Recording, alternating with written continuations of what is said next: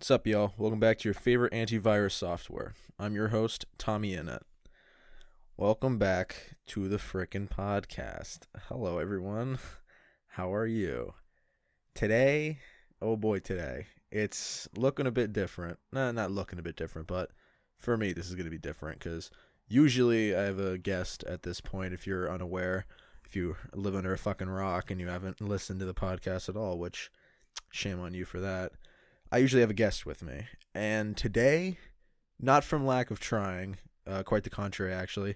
This has been in my noodle for a very long time, planning on doing this, but I decided that for the last podcast of 2020, I go solo, kind of like as a career retrospective almost. So I don't have someone else to bounce my thoughts off of, so it's just kind of me spitting straight from the dome piece into this microphone, into the ether, and then into your ears. So let's see how this goes, because I've been excited and dreading this one for a very long time. I was planning to make this episode a solo one, and I just wanted to give it an old college try, because some of my friends do solo podcasts. Shout out to High on a Mountain. And I want to give it the old college try just for the 2020, because I realized from the way that I do the podcast, you don't really know a lot about me, I think, because I mostly just kind of talk. I ask questions with the guest, and I don't really inject a whole lot of my personal experiences into it. And with the YouTube videos, that's kind of like a very scripted, highly edited version of myself, I guess. So I'm going to try and break that down a bit so I can come off a bit more, how you say, personal. I'm drinking water because I heard that if you drink water before you talk, it sounds crispier. Shout out to water. If anyone's drinking water, that's fucking epic. So I decided to make this podcast very chill, not a whole lot of editing. Maybe if I horribly stroke out mid-sentence, I'll try and fix it, but for the most part, this is going to be kind of raw and uncut. Just like God intended. Epic. So, I didn't want to just come in raw, no rubber for this podcast. I have some ideas of what I want to talk about, and I've prepared. I'm not an animal. I want to talk a little bit about, my day and how it's going, and then we'll get to the good shit. I'll have like a little career retrospective where kind of like a Spotify Wrapped almost, where I give you the hard numbers for where I'm at right now and kind of talk about how I feel about that. And then on my Instagram, I asked people for questions. I said, I'm going to be filming a podcast solo, and I want you guys to ask me questions that you're curious about me. So we have that planned, and kind of just like a whole wrap up and what I want the channel to be in 2021, and like what I want everything to be in 2021, I guess. So strap in, get a bottle of water, as I am now. Maybe a hot cocoa. I just realized how good hot cocoa was. I was always a hot cocoa hater, but I don't use TikTok, full disclosure, but I will say the hot chocolate bombs, grade A idea. I'll give them that much. Really fucking good idea. And I kind of got addicted to hot chocolate ever since, but because I was never a big fan of like the powdered hot chocolate, that shit was just kind of like to me. Especially when my friends would put it in water and give it to me. Like, I didn't realize how fucking gross that was until I became an adult. Like, are you fucking kidding me? Water in your hot chocolate? Get the fuck out of here. But real nice milk, some real chocolate with the hot chocolate bomb, and then a little bit of powder inside. It's a fucking winner. I don't know what else to say about it. So I've been drinking. I don't even know where the fuck I was going.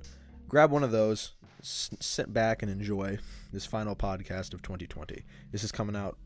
I'm recording this technically the day it comes out, because it's 12:07 p.m. right now. A.m. Sorry.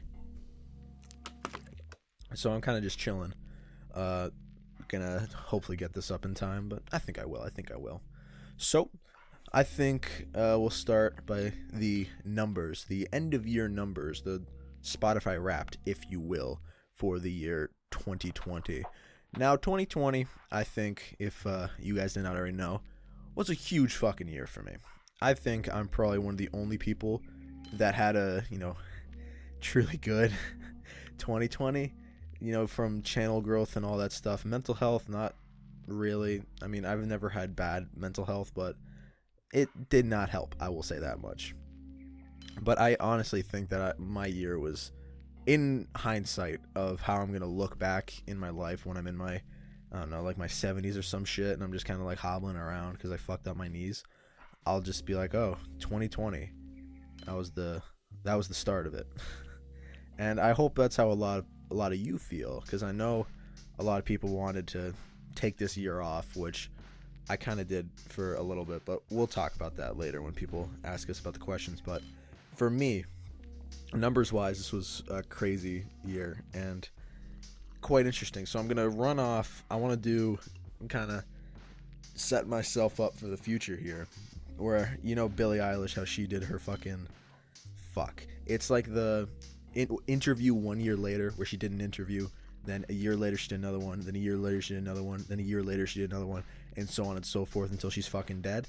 That's kind of what I'm going to set myself up for right now, where I talk about my numbers and how they make me feel, because before this I went through all my major, like my social medias and my content sources, I don't know what the fuck you'd call it, and just went through that and kind of gave the numbers that I'm at, and then in a year I'll check back and see the differences, I guess. So I guess we'll start off with the elephant in the room, the A Bucket of Jake YouTube channel, currently sitting at 54,700 subscribers. The start of 2020, I think I had, I want to say 1.5K, 1,500 ish, about. Yeah, man, those are all from the Xbox, and I guess the subscriber count from the Xbox did not correlate with views, because when that was my highest viewed video, I think it was at like 700,000 at the time. Subscribers did not equal that. But since The Caretaker is such a personal video and such a, I guess you want to say, edited and scripted, like heavily, I don't know how to say this, emotional. I don't want to say emotional, but it's the type of video where it's not, I'm gonna plop a camera down and talk for a little bit. It's a lot of research went into it, a lot of listening, and I guess it was a topic that just fucking got hooked, and a lot of people got interested about it, and it became a TikTok trend according to the New York Times. I will never fucking forgive the New York Times for that, not even giving me a mention, but that's okay. Hey man, I'm here for the music. They did that, and I think that this channel that we have, the subscribers, is nutty, bro. 50,000, that was a number when we hit. Fuck, man, that shit was wild. And I hope in exactly 1 year's time we could double that. Wouldn't that be a pog champ, as the kids would say? Yeah, I'm gonna listen back to this in a year, and I'm gonna be like, pog champ, I remember when that was a thing. That's barely a thing anymore. It's kind of shriveling up and dying. But I'm watching a lot of Twitch lately, a lot more live streams, like Ms. Kiff and stuff like that, if you can't tell from my mean demeanor. But yeah, 54,000 followers, pretty much, subscribers. I'll say 55,000 followers. That's a pretty cool fucking number. And if you're one of them, which I'm gonna assume you are, because if you're here, you're probably one of those, thank you. I guess I don't want to. I guess I'm just gonna spoil the end of the podcast. I'm just gonna say thank you, but thank you for following me, because that's kind of fucking epic.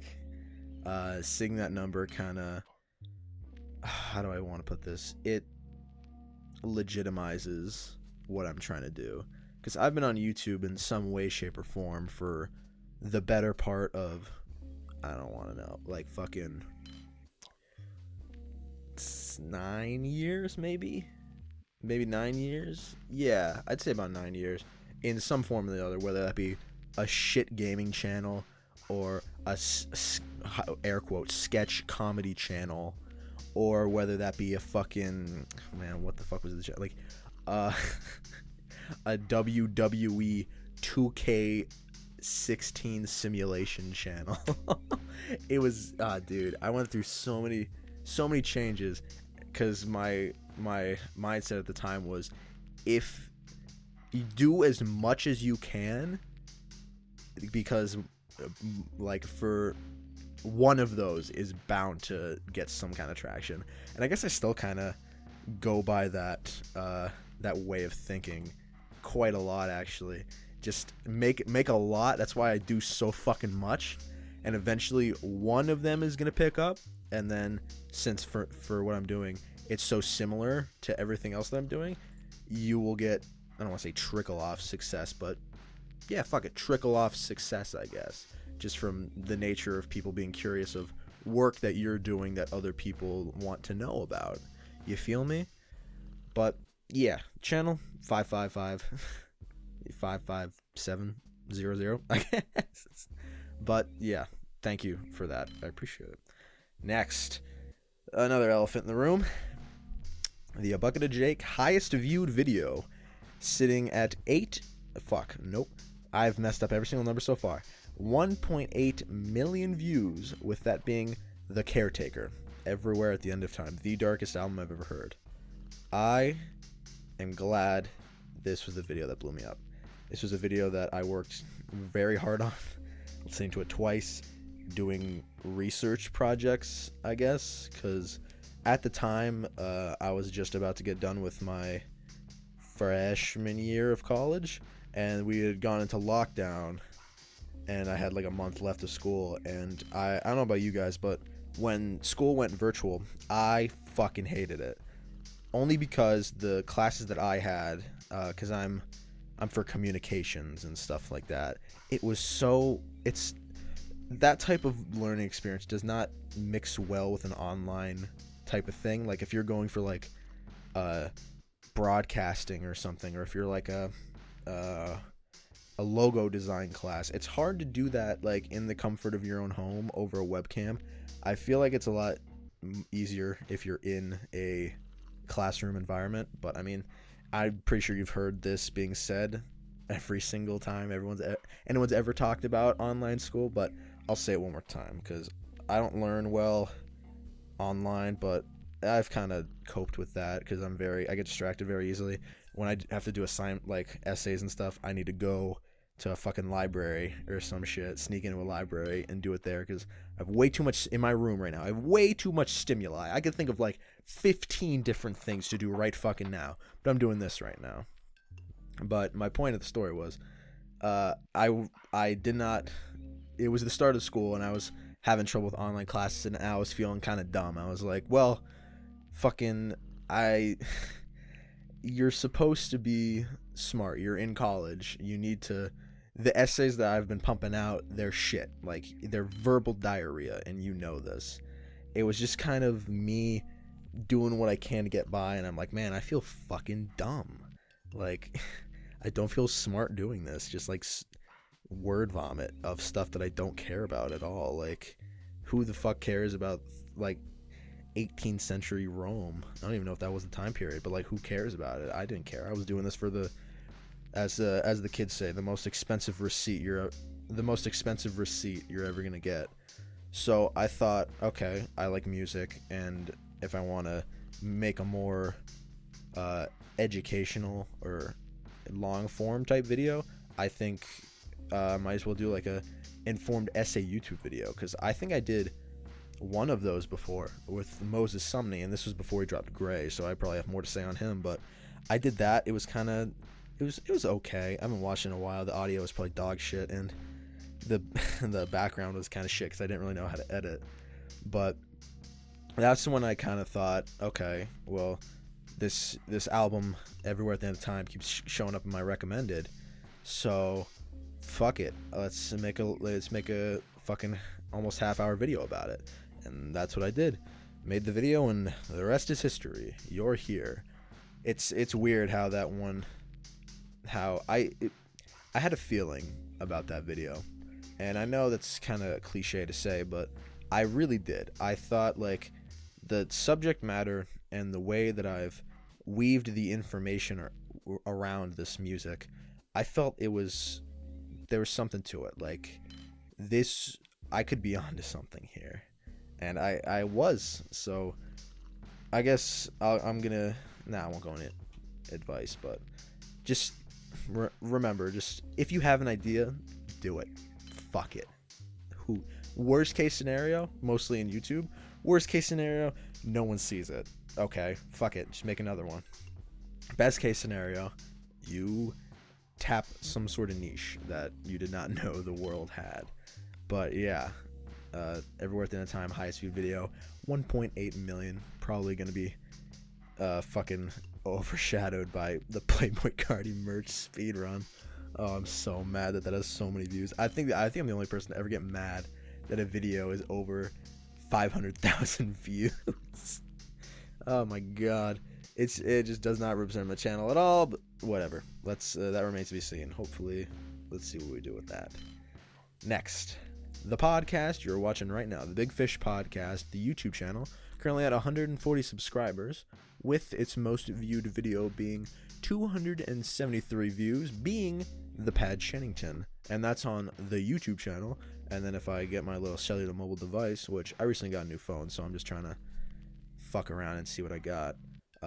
My estimated audience for the Big Fish Podcast, 50, and total plays, yeah, about 1,000, and my most viewed, like my most listened to podcast is the first one, actually, the first episode with Japan Man. So thank you, Japan Man, for doing that.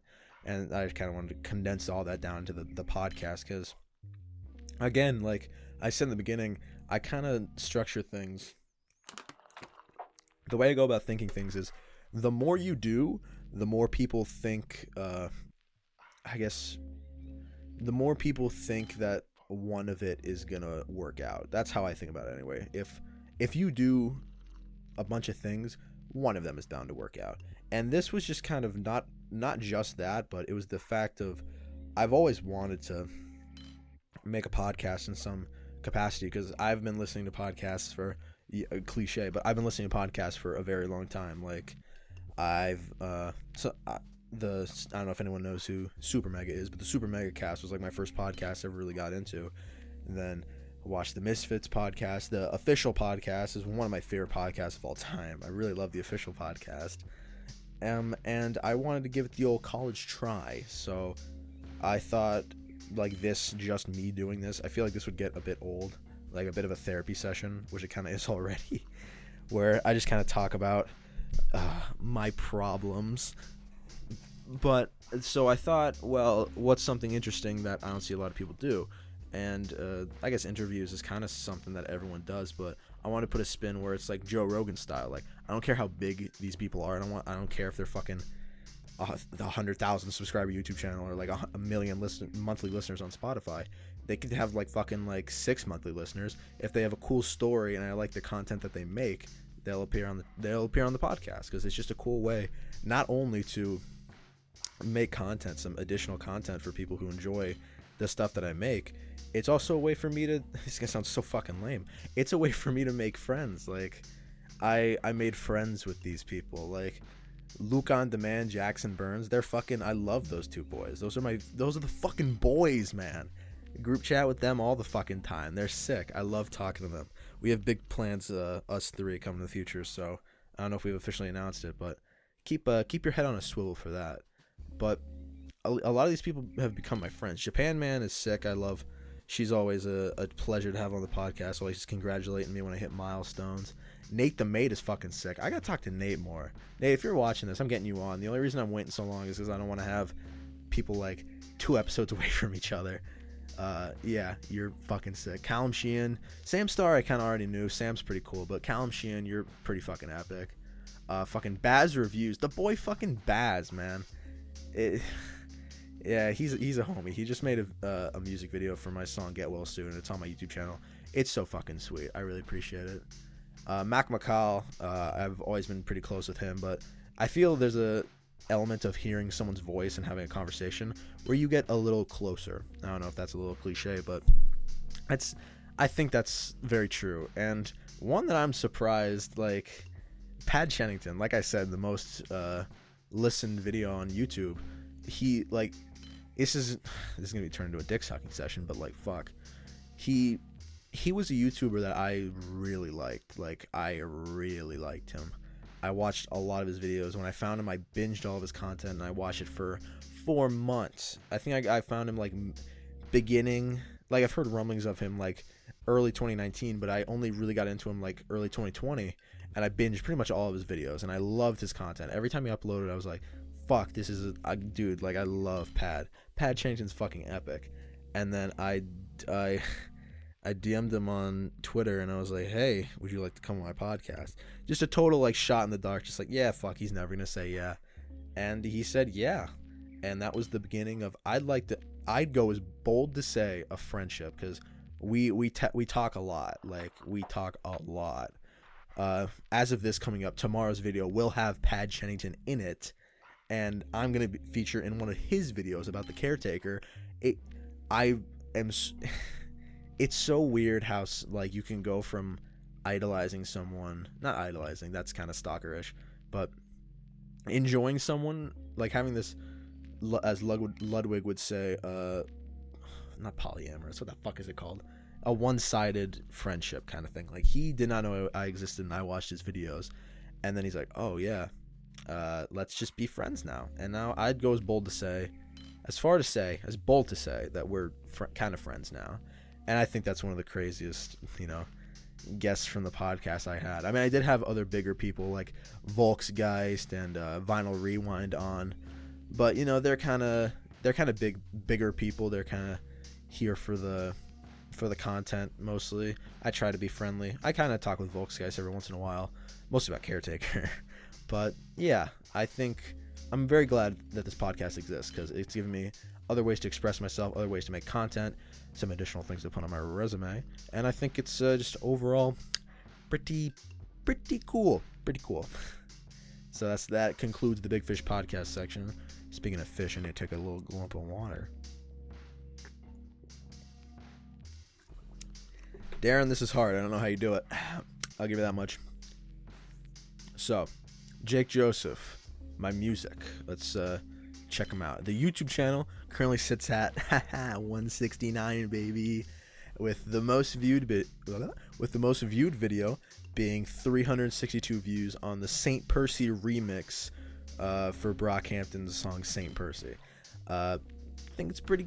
I like that song. I don't think it's my best. I kind of just made that on a whim. I think there's a lot more that you guys can like, but my monthly listeners on Spotify, as of doing this, is at 330.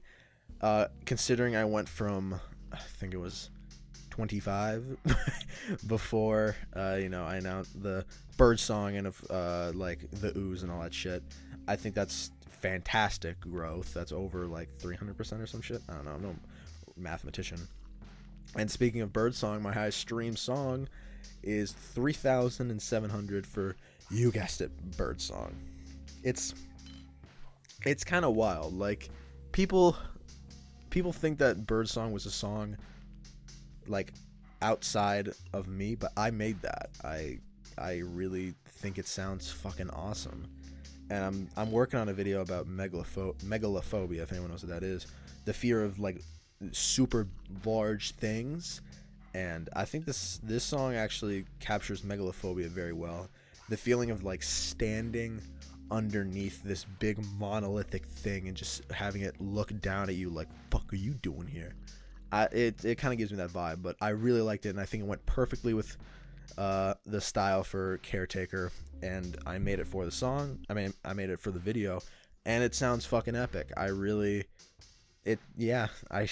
really proud of it, and I'm proud of my music, how it's coming out. The Super Jail has definitely, the jigsaws all kind of fell into place because I made it such a long time ago. It was done, I know I've said this a lot, but it was done like maybe mid 2019. I finished it without putting finishing touches on it and stuff like that, but it's been done and pretty much ready since mid 2019, and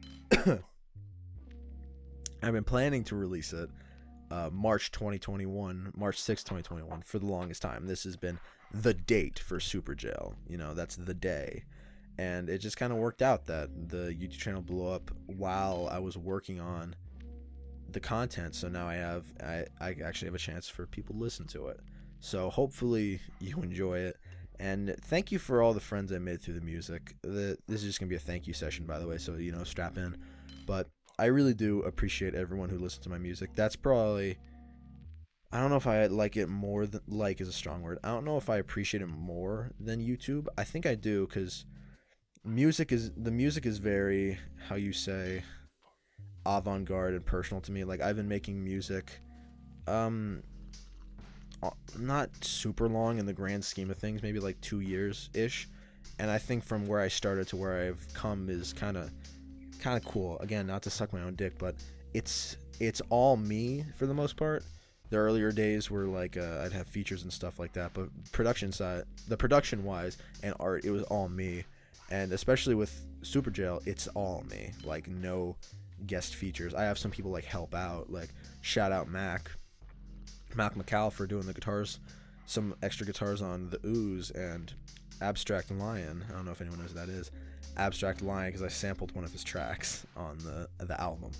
But I do think I appreciate the people who listen to my music, because a little bit more than YouTube, because it's very personal to me. Because in YouTube I can kind of be shit posting and all that stuff, but there's something about making music and having it resonate with someone that's it's this feeling that's hard to replicate. Like, if someone genuinely likes the music that I made, I'm like, wow, that's kind of sick. That's kind of fucking epic, So, yeah, that'll be the end of the music dick-sucking session, but thank you for listening to music. Thank you for everyone who's following me. I really appreciate it. Alright. Now let's go to the social media section. Let's go through the Instagram. So, A Bucket of Jake Instagram has 483 followers. That's kind of pog, guys. Kind of pog. God, this podcast is gonna be so fucking out of date in a year. Good lord. It's the sign of the times, Jake. But, yeah, that's kind of pog. And a lot of cool followers and stuff like that. And a lot of cool people that I've met through there that I'd like to consider me being friends with now. Like, some cool friends. So that Instagram's kind of popping. The Jake Joseph Instagram, I am kind of at a crossroads for it, because there's a part of me that I've realized as I went on that questions the need for its existence. Like, if I'm just going to post about the music that I make on A Bucket of Jake, why would I have a music page? I don't know, because I set up this contest for a free Super Jail CD, so I think I'm going to have it survive until that, and have that be the send-off. Like, oh yeah, after this, no more Jake Joseph music Instagram, because all the people that I care about on that account are following my A Bucket of Jake one, and I think that'll just be a good thing. So I think I've made up my mind. I think I've talked myself into it. I think I'm gonna get rid of Jake Joseph music and kind of just focus on A Bucket of Jake. Maybe change the name to Jake Joseph or something like that. Who knows? We will see. But that's the plans going inside my noodle. So, yeah. 483 followers for Jake Joseph. For A Bucket of Jake, and 376 for Jake Joseph Music. And on Twitter, we got a crisp 96 followers. That's my bad. I did not make a Twitter until like 2 months ago, so joke's on me. But I hate to say it, but I've kind of got to enjoy Twitter. Ugh. I hate even muttering that phrase. It brings up disgusting. But yeah, I've kind of used Twitter a bit more lately. I don't want to say it's good, but I follow the people that I like, and I mute the people that I don't, so that my feed is just nice and funny goofs. Only goofs. That's what I like on Twitter. No serious topics, just goofs. Luke on Demand is a really good Twitter if you just want some goofs. I highly recommend. And yeah, that about wraps up the numbers right now. Oh, and a quick shout out to the 3 people that bought Super Jail CDs. You mean the fucking world to me. Goddamn, do I appreciate that. I really like that. And I have 5 patrons. So in about 1 year, let's look back and see what the numbers are, baby. Woohoo! Didn't really give myself much editing room there, but hey, Jake 1 year later. Hope it turns out good. Next segment, I want to talk about a quick little segment about my Spotify Wrapped playlist, because not Spotify, my my Apple Music. Does that make me poor or rich that I use Apple Music? Because I hear contradictory. Oh my god. Yeah, see, there you go. That probably scared the fuck out of someone. Now my mic smells like shit. But I had Spotify. I have Apple Music Wrapped. Or Apple Music Replay, sorry. Not nearly as good as Spotify Wrapped. I will say Spotify Wrapped is much better. But I still got some data, and I want to talk about my top. Let's go top 10 songs. Yeah, we'll go top 10 songs, and then I'll talk about the other, like, top few information surrounding the Apple Music Apple Music Replay. Jesus, I'm so sorry. And then just kind of, because it'll give a sense of music-wise, but I won't go too deep into it, because I know a lot of people who ask questions kind of go into the music side of things for myself. So we're going to start with the top 10 songs. I guess we'll go from bottom up, I guess. Yeah, we'll go from 10, and then we'll go to number 1, baby. All right, so 10, Idols, Grounds. I really like the song. This was like the first song from Idols that I really heard, and I kind of fell in love with, and I'm like, yeah, this band's going to be something special. Jockstrap. City Hell. Boy, is this song fucking good. I just realized all of these songs are bike riding songs, because 2020 was the year of the bike ride. Jockstrap is fucking awesome. They're like this indie electronic fucking, how do you want to say this, like classical music, like Elvish. I don't know what the fuck they are. They just sound fucking awesome. Listen to Jockstrap. They're kind of fucking epic. Shout out to number 8, Travis Scott's Astro Thunder. Let's fucking go, baby. I didn't realize that I listened to Travis Scott so much this year, but I guess we'll go into that when we get to the numbers. Astro Thunder, what the fuck can I say about it? It's Astro Thunder. Like, goddamn, it's like taking drugs without taking drugs. Speaking of taking drugs without taking drugs, New Slaves at number 7 by Kanye West. God, that song is so powerful. God, especially the ending, the sound, the like actual sound design is fucking awesome. So you've probably heard the song before. I don't need to convince you. But speaking of songs that I don't think you have heard of, 1993 featuring Little Ricky ZR3 by Oliver Tree. This song fucking bangs. Holy shit, this fucking bangs. I like shit, dude. What can I say? It's fucking. It's so jammy. Like when I'm listening in the car, you gotta fucking bob your head to the steering wheel, man. You know what I'm talking about. Don't look at me like that. Fix your face. Don't look at me like that.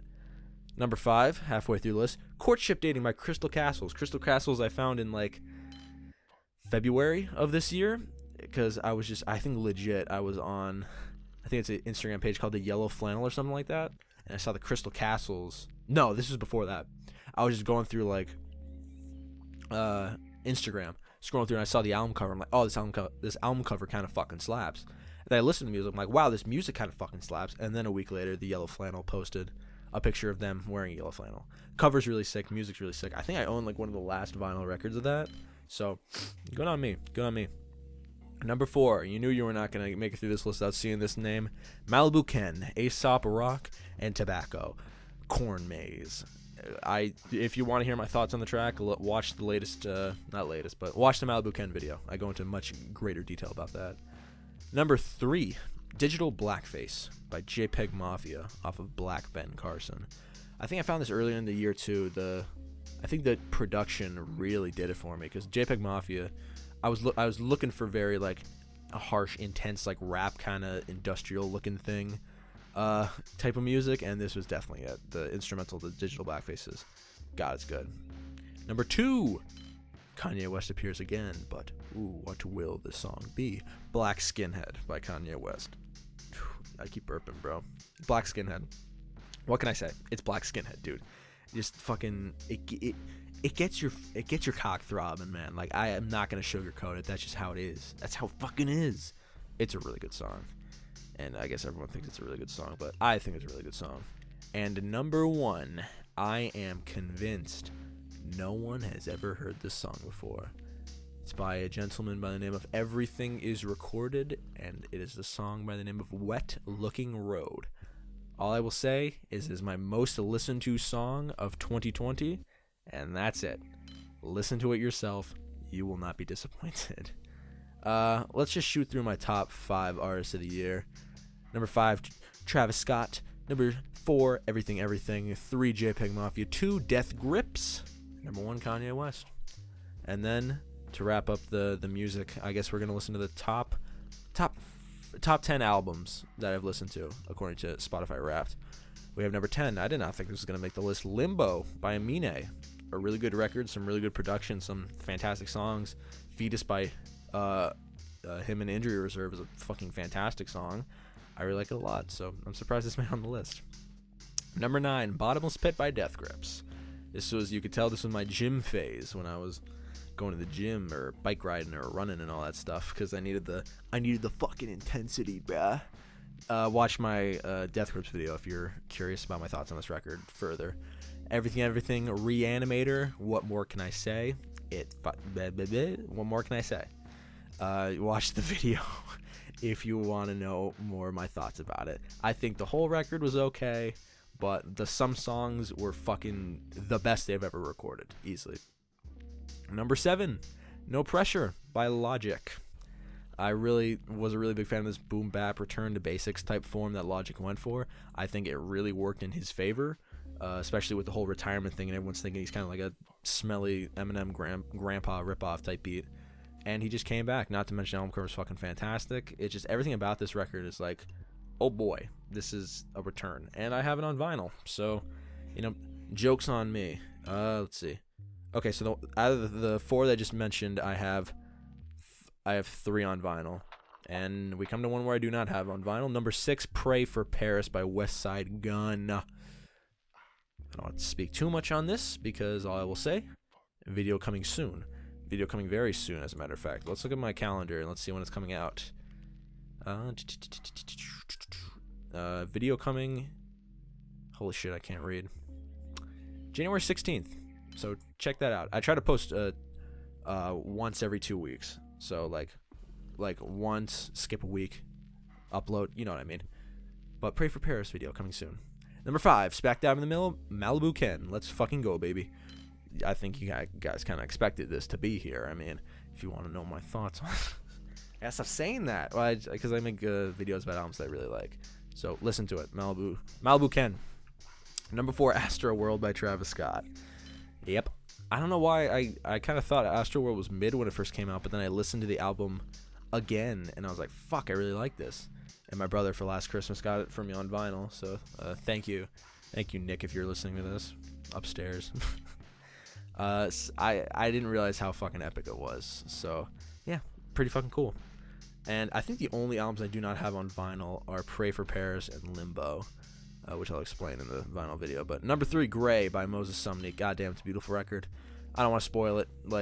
It's so beautiful and sad and epic sounding. Gagarin, I think it's called, is like one of the best songs Moses Sumney's ever released. It's fucking awesome. Highly recommend. Number 2, round down the list, Almost, Crystal Castles. With the self-titled. Everything about this was like kind of a cursed release with the picture, the track list, and like the way it sounds. But considering this was released, I think it was like 2009, I want to say. 2008. Fuck, even later than I thought. It's revolutionary, honestly. It sounds like crazy thinking it was released like more than 10 years ago. I mean, that's probably not that old to some people, but still kind of cool in my humble YouTube opinion. I think it's cool, and I really like the music. Some of my, again, courtship dating is one of the best songs. And Untrust Us is a fantastic banger. I'd say listen to, maybe I might make a video on Crystal Castles. This is kind of a niche music subgenre that kind of popped off because of TikTok. Yeah, okay, I've made up my mind. Video coming soon on Crystal Castles, I guess. And number 1, boys, I'd slam my phone, but I just got the new iPhone 12 today, so I'm going to place that down carefully. Kanye West. Yeezus. Probably could have saw that one coming, because two of the top 10 songs were Yeezus, so Yeezus number 1, because I never really dove into a Kanye West release from start to finish before, and I was like, okay, I'm a big fan of industrial. People say that Yeezus is his industrial album. Fuck it. So, got in the car, drove for about 40 minutes, and we're going somewhere. I really fucking like this album. I like it a lot, as a matter of fact. I don't want to go as far as to say the best album ever, but it's really fucking good. It's really good. And that's number 1 of the year. All right, that rounds out the Spotify. Jesus. I get a burp. Apple Music Wrapped. Oh my god. Sorry, I'm fucking disgusting. I don't know how I have an audience.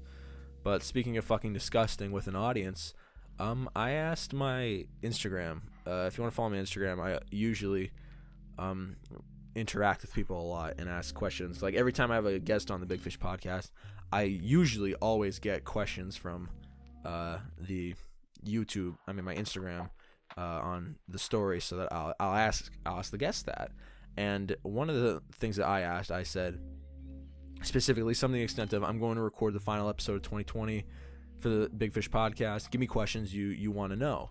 So these are some of the questions that my viewing base wanted to know, and I'm curious. I kind of looked at these a bit before, but let's talk about it now. So, Miguel IPLPZ, I guess. Any phobias? I'm going this in order of appearance, by the way. So, any phobias? I think I talk about it like. I'm trying to think. I think a fear for me is, this might be a bit pussyish, but a big fear. I don't know if you. What's that movie? There's like a scene from. It's something where like there's a kid in this dark room. I think it's 11 from Stranger Things, but it's like in a dark room where you can't see anything and it's just pitch black and you don't know. Like being alone in a pitch black room is very fucking scary to me. Along with, I think I have a slight case of megalophobia, which like I said before, the fear of very big things, which I will talk about in a later video. So keep your eyes out for that, because I don't know, something about big things makes me feel very insignificant and like shitty. So I don't know if that's a phobia. I don't know. Math is not adding up on this one, I guess. But yeah, I guess that's my answer for any phobias. Being alone in the dark and megalophobia. Most life-changing album, parentheses, taste-changing, by Rory Sparshot, I think. I'm sorry if I butcher your names, everyone. Get better usernames so I won't have to do that. Life-changing albums, I think, I don't want to default to say The Caretaker, but honestly, that was a really life-changing album for me, because, look at me now. That album quite literally changed my life. So thank you, James Lynn and Kirby. But I think that's the cliche answer. I'll go with a bit of a more scuffed pick. I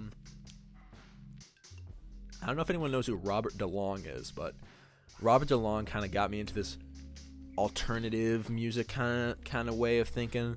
Because for the longest time, the way... Alright, this is going to make me sound really fucking losery. But the way I found music was... I'm a huge wrestling fan. I was and still am a huge wrestling fan. And the way I'd find music is they'd have these pay-per-view events. Like WrestleMania or the Royal Rumble, SummerSlam or whatever. And they'd have a theme song for it. And then usually the theme songs that they pick for them fucking slapped. I want to do a stream where like I show my old music tastes, or like have the chat rate my music tastes, and then kind of like I call them boner jams, kind of rate my boner jams.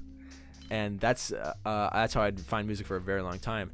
And I got really big into soundtracks, like FIFA soundtrack or NHL soundtrack. And one of the soundtracks that I found was like Madden, I want to say 15 or something like that. And on Madden 15, there's a song called Better Days by Robert DeLong. And this was the most revolutionary, crazy shit I've ever heard in my life. And I didn't listen a lot, mind you.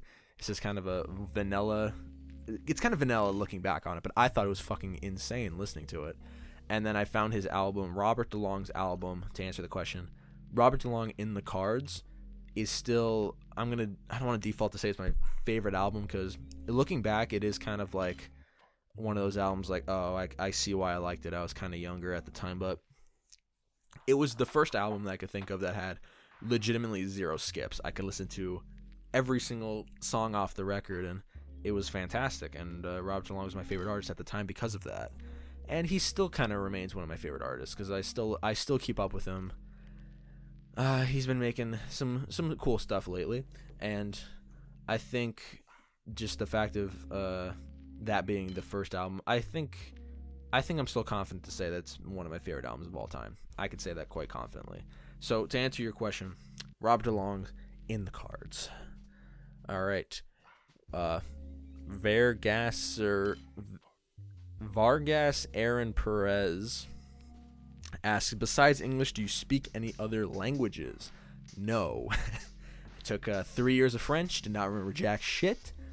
Est-ce que je peux aller aux toilettes? I think that's may I go to the bathroom. And est-ce que je peux aller au stylo? It's can I borrow a pen? Those are both probably wrong, but that's the only bit of French I speak. My girlfriend is from Portugal, so she's taught me a bit of Portuguese over the years. Don't really pay attention because they're not really lessons. They just kind of speak, and I kind of just pick up on things. Casa means house. Fudes means fuck. Para means fuck. I forget what para means. God, if she's watching this, I'm so sorry. But I know like a bit of the Portuguese swear words. But other than that, no, not a whole lot of languages. Mebly wants to know, what got you into making videos? I think just YouTube creation, I guess, like making videos specifically. I think a huge contributor to that is, you know him, you love him, Smosh. Every kid my age grew up on Smosh. Smosh, Epic Mealtime, PewDiePie, kind of naming off at the time, those were probably my favorites, that when I started making videos, and they were just I'm so glad I grew up with those YouTubers and not like the shitty YouTubers we have now that do it for the money. Smosh, PewDiePie, and Epic Mealtime back in the day, like they all did it just for the fuck of it, just because they loved the music, making shit, and that's I think that's the most wholesome reason to make music. I mean, make videos. So those are the people that kind of showed me like, hey, just look at how much fun we're having, and I found out later, oh, you can make a living off of it too. Fuck yeah, man. So I just kind of went off of their passion. It's interesting to see where they are now. PewDiePie being the top subscribed. Smosh they're kind of doing okay in like mainstream Facebook type thing, and Epic Mealtime kind of dying. But I will fucking say this going to my grave. Harley Morenstein is fucking hilarious. I listen to him on the Big Fish. God, my brain's melting. I listen to him on the official podcast, and it's one of their best episodes. He is such a charismatic dude, just built for YouTube, like for real. So that's my answer to the question. Smosh, Epic Mealtime, PewDiePie. What got you into music as a whole? I think that kind of goes along with the most life-changing album question, because I mentioned it. WWE soundtracks really got me into the like alternative rock movement kind of thing, whereas listening to more pop alternative rock kind of thing. I don't remember the first like song. Like I don't even think I could go that far in my memory. Possibly, yeah. See, I don't even know where I don't even know where I'd think. It's just WWE sound. If you guys, I'm gonna make a stream about it, so show up to the stream if you want. I'll announce it beforehand, but I'm gonna go through pretty much like all the WWE theme songs that I listen to. Not the wrestlers theme songs, like the pay-per-view theme songs of like actual songs. You know, like I'll explain on the stream. That is kind of what got me into it. So I'd say that. Countdown to Jackson. Oh, you answered two. He asked 2 questions, you motherfucker. Nah, it's fine. I'll let it slide. What was the first Death Grip song you heard? Easy. Take a wild fucking guess what my first Death Grip song was. Guillotine? You'd be right. Yeah, that's everyone's first Death Grip song. Yeah, like it's a classic. 10 million views on YouTube. You can't go wrong with that. And then Death Grip's like kind of listen to Guillotine. It kind of existed in my back pocket. I'm like, oh, this is the funny meme band, but I like this song. And then I listened to The Money Store. I'm like, oh, all right, this is my new favorite band. And then Hoo Ha, The Whole World Works. I have almost all their albums on vinyl. So joke's on me, I guess. All right. Next we have Max W Banks wants to know, do you have any favorite video games? Absolutely, I do. I mentioned this on my Instagram and on the Pat Shennington episode of the Big Fish podcast, but my favorite video game of all time is Ghostbusters for the Xbox. I fucking love that game. It is so much fun. And fucking fight me. I don't know if any of you have ever played it, but I was a huge Ghostbusters fan. Like some of my old scuffed, like some of my old favorite movies were Ghostbusters. Like, scuffed favorite movies were Ghostbusters when I was a kid. I became obsessed with Ghostbusters. And I was sad because they only had Ghostbusters 1 and 2, and there'd be rumblings about Ghostbusters 3 for the longest time. You know, joke's on me, we finally get Ghostbusters 3, and it's a pile of shit.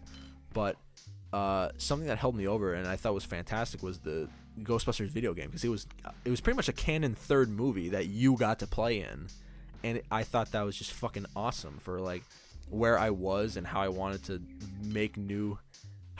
have a new Ghostbusters movie, and I got to play as a Ghostbuster with all this cool new tech, all these fucking different bosses and shit. It's really good. One of these days, like before I switch over to the PlayStation 5, I still have my Xbox One. They remastered it for the Xbox One. I need to get it and I need to play it. So yeah, that's pretty much that's my favorite video game of all time. You know, Minecraft's really good. Cuphead is really good. I really like Little Nightmares too. Those are like kind of the top ones I could think of. I don't want to say Among Us, but God, I play that a lot. kind of shitty how much I play it. All right, so Amirascle wants to know, got a movie you treasure or big opinions on film? Well, a movie I treasure at the bottom of my greasy little heart, Super 8. I really like that movie because it was, again, the mindset I had at the time. I think that movie came out 2009-ish. I think 2009. I'm not too sure. We're gonna Google this here because we're a political podcast. We get our facts straight here because I'm not about that skimping on information. The fuck do you think I am? Came out in 2011, so I was 10 years old when that movie came out, and that was about the time that I was like really into, like, I had this whole thing about making movies, and that's kind of what got me into making YouTube videos too. I really wanted to make content, I guess, and this movie is all about kids making content, and it was sick with the setting of it being in Super 8. I thought it was really fucking cool with like all this old technology being used, and the fact that it was just pretty much what I did at that era when I was that age, was just get your friends, run around, find cool locations, and make dumb movies. Every once in a while on YouTube, I'll go back and watch the full completed video, like the movie that they were making throughout the entire movie, and it just brings a smile on my face. I'm like, wow, this hits a little too close to home, I guess. And a movie that I really like right now is The Lighthouse. My friend High on the Mountain, Crime Dog Darren, showed me, and I really fucking like that movie. I think it was really fucking sick. So I guess that's those are but my favorite movie I think of all time is Super 8. I really like that movie. More for nostalgia, not for like the best movie of all time, but it's the nostalgia pick for me. Super 8. All right. Quarter Browner wants to know my credit card number. Well, my credit card number is, all right. Callum Sheehan wants to know, who inspired. All right, this is a 2-part question. Cal, you motherfucker. Who inspired you to make music? Part 1 of 2, and the second part is at first versus while I was making Super Jail versus now. So, who inspired me to make music was Robert DeLong with In the Cards, because I really love the alternative electronic sound, and that kind of stuck with me ever since. He kind of inspired me at first, but to make Super Jail, I guess kind of people, I guess like a mixture between people like Brockhampton, Death Grips, Brockhampton because of the multiple different styles that they bring to the table. Like, you never get the same. It's not just hip hop, it's not just pop, it's not just like weird electronic stuff. It's something different every time, and I that's the way I want to make music. I don't want it to be like one constant style. Like, that's why I don't really like trap rap that much. Like, it's hard for me to get a trap rap album that I really like, because I think a lot of it just sounds the same. But with Brockhampton, no song sounds the same. It's all a different style, all different instruments, like feels, genres. It's crazy. Same thing with kind of with Death Grips, where their big thing is never having like a song that sounds the same, really. And I found that really cool, and their intensity side of things really added the joy for me, because I wanted this. Super Jail is gonna be out, but in a year from now it will be. Super Jail is very like hard hitting and industrial. Like, a lot of the beats are like go really hard, and I realized that not a lot of I mean, not a lot of industrial, like, hip-hop kind of stuff that I listen to or is readily available to find sounds like that. So I wanted to bring it more to a, I don't want to say accessible, just I wanted to make something that sounded like me. So Death Grips was definitely one that really, I don't want to say spoke to me, but like it was the thing where I was like, yeah, I can do something like this. And especially Brockhampton off the Iridescence record, going back to Brockhampton for a little bit. Iridescence was one of those albums where I was like, oh fuck, like this is like experimental, and I really liked it. So that's kind of a big thing from them. And another person that really inspired me, who's one of my favorite artists, is Jack White. His story of creating Boarding House Reach is always interesting to me because a specific story that always comes to my mind when I talk about Boarding House Reach to someone that just knows Jack White from the White Stripes and his kind of quote-unquote regular music, I guess you could say. I went to the record store the day this came out because I love this album. The Boarding House Reach is one of my favorite albums of all time. And I went to pick it up, and there's a gentleman at the record store that I was somewhat friendly with at the time. He doesn't work there anymore, but at the time he was really cool with me, and I was really cool with him. And I had Jack White's album, and I put it on the table. He's like, "Oh, you're getting this?" I'm like, "Yeah." He's like, "Oh, well, heard this album wasn't very good." I'm like, "What? What do you mean?" He's like, "Oh, yeah, the people that I talk to here say, like, yeah, this isn't like his old stuff." And I'm like, "Yeah, it's exactly why I like it." And I realized how brave, I guess is a word to use, how brave it was for Jack White to have this established sound of, like, coffee house rock and blues rock to go full, like, not experimental rock, but just strange rock motifs that I just find fascinating, I guess. Just like wow, like the amount of experimentation here is kind of interesting for someone. I don't want to shit on his age, but like as old as Jack White is, I think that's very progressive rock in a way, and that definitely had an impact on me when making Super Jail, because this came out around the time the ideas of Super Jail started to nestle in my brain, where the whole thing with Jack White being play the music your way, don't try and make like an accessible album for the fuck of it. I kind of just put the stuff that I knew was going to be inaccessible in Super Jail and came out with a really fucking good record. And in my opinion, anyway, I hope you guys like it. But thank you, Jack White. Thank you, Brockhampton. And thank you, Death Grips, for that. Thank you, Callum Sheehan. I'm glad that you enjoy the music of my fucking man. All right, Nas. I realize I've been saying your name wrong this entire time. I usually say Nas is trash. It's Nas I trash. I'm gonna keep going. I'm gonna keep saying Nas is trash just because it's funnier. What are some bands or artists you discovered this year? Also, keep up the great content. Thank you, Nas. I think I kind of went over that with my best of, like the fucking, God, what's it called? The Apple Music Wrapped. I think I went into pretty good detail about that. I'll just go through some other artists that didn't appear on the list, but were kind of fucking epic. Oh my God, my fucking lungs hurt. Good Lord. Artists I found this year that I really like fell in love with, I guess. Pray for Paris is a really good fucking record. George Clinton's Slide, I want to get that on vinyl. It's really fucking good. Jockstrap's Wicked City, they kind of went from zero to something, and I'm glad that they're kind of still indie darlings, so I could say I liked them before it was cool. I'm calling it right now. I really like Nas's last album, Nasir. I think that was really good. Dos Monos, the Dosiki EP was really fucking good. I really like that a lot. Black Midi Schlagenheim I fell in love with this year. I really like Sampha's Process, sorry. That album's really good. Jay-Z's Magna Carta Holy Grail. A lot of these I picked up on vinyl. What else? Ultramono by Idols. Nicky's Moonchild. Sufjan Stevens, The Ascension, probably the album of the year for me. Not number-wise, but for emotional support-wise. Yeah, Sufjan Stevens, The Ascension. Of course, Malibu Ken. You can't go wrong with that. I found that this year. Same with Idols, Joys and Active Resistance. Clipping's last two albums I found this year, and they were fucking epic. And Phoebe Bridgers' album, The Punisher, is really good. I'm just literally scrolling through my Apple Music and just naming what I really liked. I got a little heavy into the White Stripes toward the end of the year. I really like the album White Blood Cells and Elephant. I now own Elephant on vinyl. Will appear in a later vinyl update. James Blake's Overgrown, I started to re-listen to this year. It's fucking fantastic video. Again, coming out soon on that. And someone that legit I found out about like about a couple days ago is an artist. I think it's called Dedulous.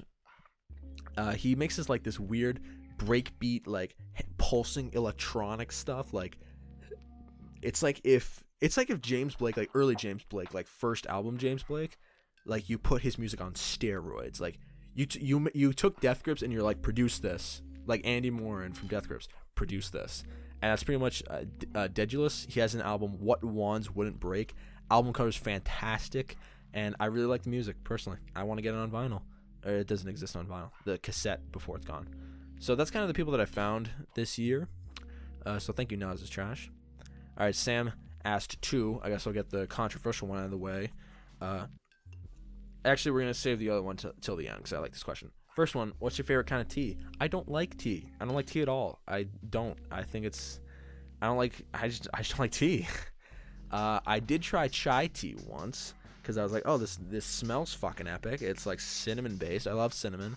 I tried it. I had an allergic reaction to it. My throat started to like swell up and it was hard for me to breathe and swallow. So the only tea I thought I would like I enjoyed it while I was drinking it, but in fear of me dying again, yeah, chai tea, not it. So I don't like tea. Sorry, Malware Pizza, aka Sam Star. I know you like tea a lot. A lot of your branding is around tea, but yeah.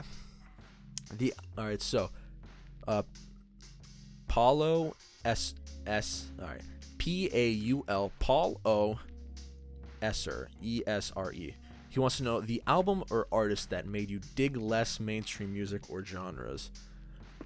Made you dig less mainstream. Again, I think Robert DeLong, because it's a really avant-garde, not niche-ish album, but like it's more electronic, like dubstep, I guess, inspired record. I think it's hard for me to describe, but I'd say just listen to it. One of my favorite songs is Long Way Down. It's one of my favorite songs he's made. And Acid Rain, God, something about that song, the way that because he produces everything himself, the way he produces kind of got me. That song specifically, the way it opened my third eye, I was like, holy shit, this is fucking epic. That's kind of like, yeah. Listen to Robert DeLong. If you get one thing out of this podcast, listen to Robert DeLong's In the Cards. It's a really fucking good album. All right. Buntcomer 96, fucking awesome, dude, said, did you cry at the end of Everywhere at the End of Time? No, I didn't. I did not cry. I was emotional, I'll say that. I definitely felt, it wasn't like a tear-inducing emotion. It was kind of like, it's that kind of emotion where you're like, oh, I just sat back in my chair for those who didn't know. Like, whoa. Shit, man. Fuck. It was one of those emotions. It wasn't like a absolutely like tear-inducing type album.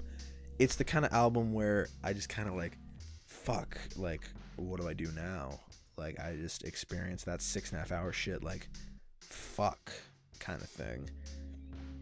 And I listened to it twice, and the second time I really didn't have the emotional impact that the first time did, because it's kind of one of those albums where I think Fantano would put it really good, where it's like he doesn't want it spoiled, but he kind of already had it spoiled for him. So, like, it's kind of weird going into it knowing about it already, so experiencing it yourself firsthand, not knowing about it, is a lot more impactful. Don't get me wrong, listening to it knowing the context is still quite impactful the way it is, but there's something about knowing nothing about it, just like a very vague idea of it, and then learning all this about it, just kind of going, fuck. It hit different, I'll say. I did not cry, but it was definitely a broken feeling, like, wow, shit, type thing. So yeah, thank you Buntcomer 96. Bit of a downer answer, but you got a cool fucking name. Oh my god, the homie Mac McCall. What was the first album you bought with your own money? once again, we loop back around. My first vinyl, okay. The first vinyl that I bought with my own money was, once again, Robert DeLong's In the Cards. It's kind of a full circle thing. And like, if I was gonna start this vinyl collection, which I started a few years ago, I thought to myself, if I'm gonna start it, I need to get the first album that I loved front to back, and it was Robert DeLong's In the Cards. I think that was the first one I bought with my own money. And if we're talking like digital music when that was still a thing, because I didn't really know about streaming when I was like 8, 9 years old. I think the first album, oh my god, I realized what the first album is. Oh my god. It was Big Time Rush's self-titled album. Let's fucking go. It turned 10 years old this year, I think. Fucking hell. That was the first album I bought with my own money. I think like birthday money I bought that with. God, that's so sad. But, you know, joke's on me.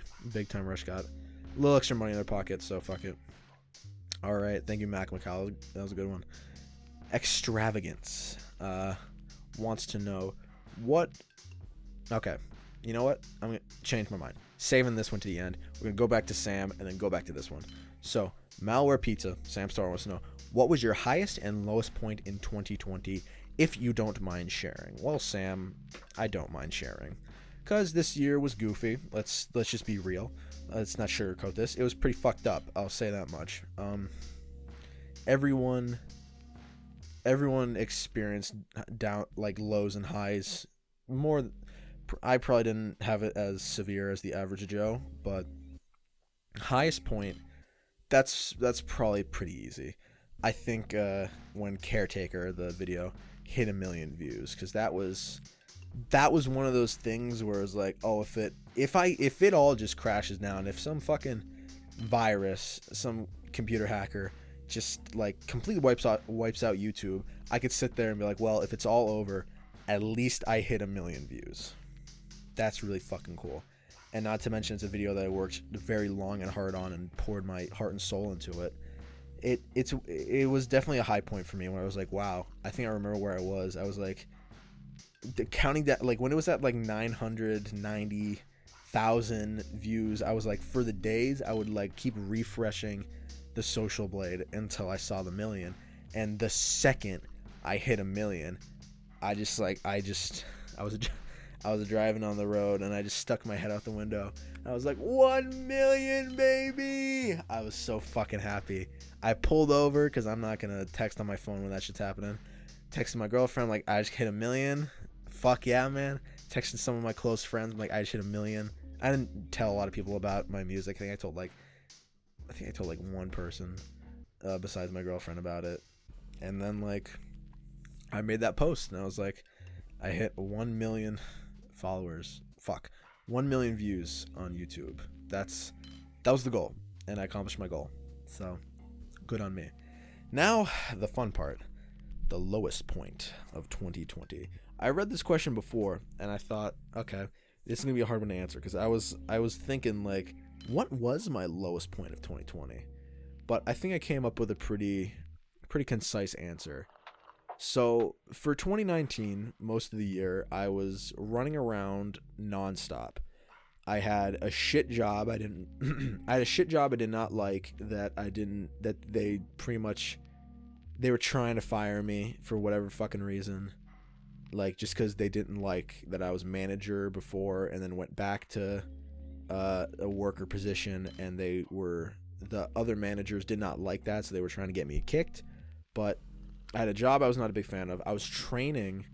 I don't want to talk about too much, but I'll get into it later point. But I was training to be a professional wrestler, and I was running around training 3 to 4 times a week. It was about like a half-hour drive from my house, and I was going through school that whole time. So there have been like periods of the day where, like, if I wasn't training, I was working, and if I wasn't working, I was at school, and if I wasn't at school, I was training. It was one of those like for a full calendar year, it was constant running around. There was days where like I'll run you through a week. So wake up on Monday, go to class, I go to school, then I'd go train, I'd get done with training, I'd drive back, go to sleep. wake up, go to school on Tuesday, then drive, go to training, and then after go to training, drive home, fall asleep, wake up on Wednesday, school, work, fall asleep, school, training, fall asleep. And then Friday, I had training again after school. Then Saturday was show day most of the time. Like either Saturday morning was training and then work for me. So it was like right after work, I'd go to training. Right after training, I'd go to work. And then some days were show days where instead of training, we'd have training in the morning. And then I'd stay there until like 1:30 a.m. And I'd have to set up the ring and take down the ring. And that was like constant. It was a lot of fun, but like those days were fucking, oh my God, at the end of it, I just wanted to die. And then Saturday was my day off. That was my one day that I got to do homework, relax, or whatever. And then repeat that for about 52 other weeks. That was my schedule. And it was constant, and it was so much. I kept saying, like, I need a vacation. Like, I know this, looking back hindsight, it's kind of dumb, but I want the whole world to stop. And this is kind of where I get into the worst, because my lowest point was a week after the lockdown set in and everything stopped, and I was like, wow, I don't have to go to work, I can't train, I don't have to go to school. And then after that week, I think my lowest point was when, after that week of not doing anything of that vacation I thought I deserved, I sat and I was like, well, okay, you got what you wanted, now what? And I thought, and I'm like, oh shit, now what? I've like trained my body to like run around and do all this shit, and like all of a sudden just like stopping just so suddenly like put me in this state like, oh wow, like this is like I feel like useless because I'm not doing anything. Like I did not have a spare moment in the day for like weeks, like for an entire year, and then all of a sudden I have nothing, and I was like, wow, this feels weird, like having just myself. So that was kind of the lowest point, where I was like, wow, I thought I could handle like a vacation and not worry about it, but I was like, oh wow, you need to be doing something, or else you're gonna just get into your head and just think you're useless. I guess that's kind of depressing, but I think that's the lowest point I had in 2020 personally. Yeah, I think that's the lowest as of now, because I can't think of anything better, but I think that's it. And then last question of the Q&A, and a nice way to roll out as I do the outro. What are your goals for 2021 by Extravagance? Great job, and keep up your fantastic work. Much love. Much love to you, Extravagance. So, 2021, what the fuck do I want to do with the channel? Well, let's say diversify. I want to make more. I have some few ideas for some more comedy-centric videos. I went on a ketamine bender a few days ago, and I just wrote a fuck ton. I just wrote like 3 whole scripts. One is already recorded and edited. That's coming out New Year's Day, tomorrow when you're listening to this. And I have a bunch of other ones with some more niche music that, well, not so niche that you guys will probably really like. And I have some ideas to make some more comedy videos, maybe. Still music related, I guess. I don't know how to put it, but it's just diversify, and I want to make a lot of content. I'm really excited for Super Jail to come out. That's probably the most excited thing I'm ready for, and simultaneously the most scary thing that I want to come out, because that's very, like, again, it's not comedy. I can't fall back on it being like, oh yeah, I was doing a meme, so fuck, if it was stupid, fuck it type thing. Like, it's me. It's all me. And if I fail, then that's on me. That's my fault. So that's kind of why I'm scared about it. But Super Jam, I'm excited to come out. And I want my goal. All right, so if I had to set out a goal right now, get that 10K plaque. Get that fucking plaque, dude. I want that fucking plaque, man. For real, dude. I'm going to fucking put it in my fridge like CM Punk did with the WWE Championship. I want to fucking keep it in my fridge. I'm going to keep it in my fridge. And then I want that. And my next goal is I want to be able to live off of YouTube. Like, I want to move out, get my own place, or maybe with a roommate or something, and be like, oh yeah, I don't got to go to work. Fuck it. I'll make some YouTube videos. I'll make content to pay for my survival. That's kind of the goal right now. So yeah, thank you, Extravagance. That's the goal, and that's the end of the podcast. Thank you for watching. Thank you for watching and or listening. If you're listening on YouTube and or Apple Music and or Spotify, Apple Podcasts, I guess, not Apple Music. I ran out of my water a really long time ago, so I'm just like, I'm dry throating this thing, man. Fuck. But yeah, that's everything. Thank you for sitting around for the entire 1 hour and 15-ish minutes. I'm probably not gonna, I don't know if I'm gonna edit this too much. I don't think there's much to edit. I think I did pretty good. But thank you everyone for submitting questions, and thank you everyone for supporting me and watching my content. Cause like, I know it's like, you don't think of it. You're just like, oh yeah, I watched the video, I do the funny, do the thing type thing.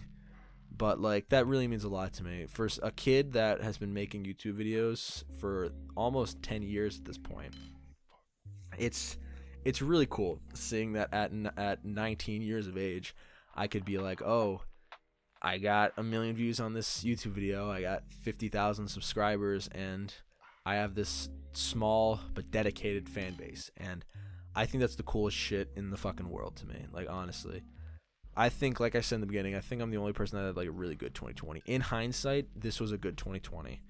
And I know this video didn't have like this podcast didn't have a whole lot of like flashy edits like in my videos. It's not scripted, but I hope that you enjoyed this uncut, unfiltered, Ebola-ridden bucket of Jake, or Jake Joseph, or whatever you want to call me. It's up to you.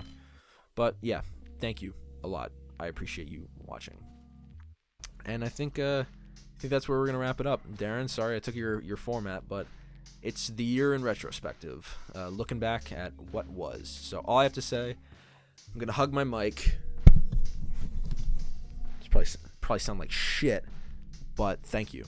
Just thank you for everything you've done. I know YouTuber thank yous never sound sincere, which I understand why, because it's hard to grasp what other people are feeling sometimes, especially in like a entertainment sense.